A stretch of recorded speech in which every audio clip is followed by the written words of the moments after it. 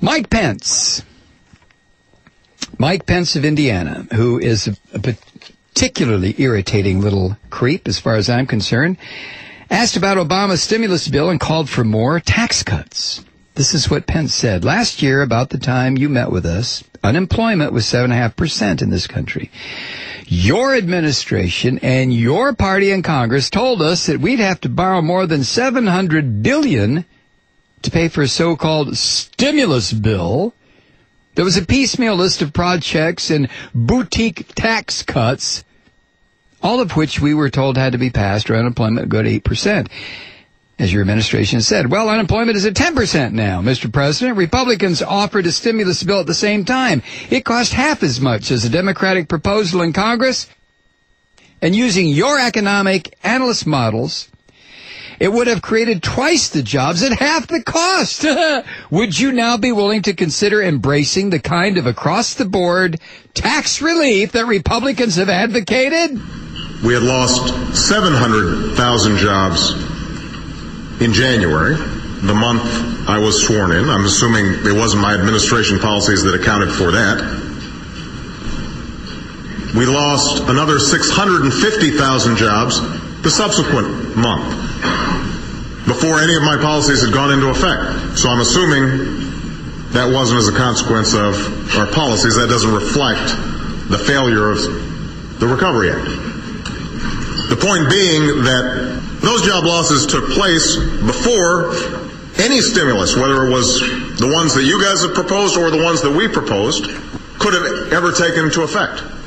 Now, that's just the fact, Mike, and I don't think anybody would dispute that. You could not find an economist who would dispute that.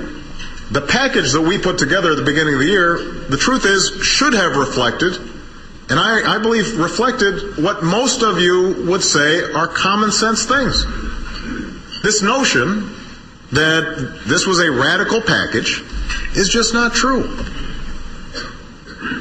A third of them were tax cuts, and they weren't, when you say they were boutique tax cuts, Mike, 95% of working Americans got tax cuts. Small businesses got tax cuts. Large businesses got help in terms of their depreciation schedules. I mean, it was a pretty conventional list of tax cuts. A third of it was stabilizing state budgets. There is not a single person in here who, had it not been for what was in the stimulus package, wouldn't be going home to more teachers laid off, more firefighters laid off, more cops laid off. And the notion that I would somehow resist doing something that costs half as much but would produce twice as many jobs, why would I resist that? I wouldn't. I mean, that's my point, is that I am not an ideologue. I'm not. What? It doesn't make sense if somebody could tell me you could do this cheaper and get increased results, that I wouldn't say great. The problem is I couldn't find credible economists who would back up the claims that you just made. And that's how it went for most of the day. This jerkwad, Mike Pence, stands up there, boutique tax cuts. In the first place, what I've discovered over the past 10 years, Republicans love to drop in little words that they think sound French. Boutique. Boutique tax cuts. You know, it's not Macy's, it's a little boutique shop over there in the corner. It is not Sears, it is a boutique. Tax cuts that affect 95% of the population, Mike, is not a boutique tax cut, is it? Of course not. But this is what Fox News and the Republicans put out there. And when Pence says that the model they had cost half as much as a Democratic proposal and would have created twice the jobs, you know, half as much on the stimulus, twice the jobs. It is a filthy lie. But and this Mike Pence has the audacity to stand there and say it. Of course. I mean, he can't change his story now.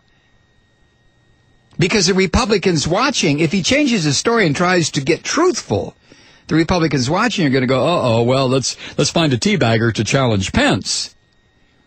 But Obama says, and the notion that I would somehow resist doing something that cost half as much, but would produce twice as many jobs, why would I resist that? Well, that's the point.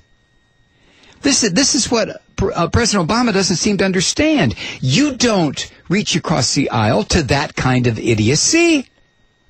You don't seek bipartisanship with vermin like this who will categorically and repeatedly lie. Pence knows it's a lie. Obama knows it's a lie. Everybody in that room knew it was a lie. But this is for the people back home, the people who watch Fox News when Pence gets on Chris, what's his name's program, Chris Wallace's program every Sunday morning. That's who it's for. This is nonsense. And again, whether you believe with Obama as having policies that make sense or not is beside the point. He's working in a vacuum.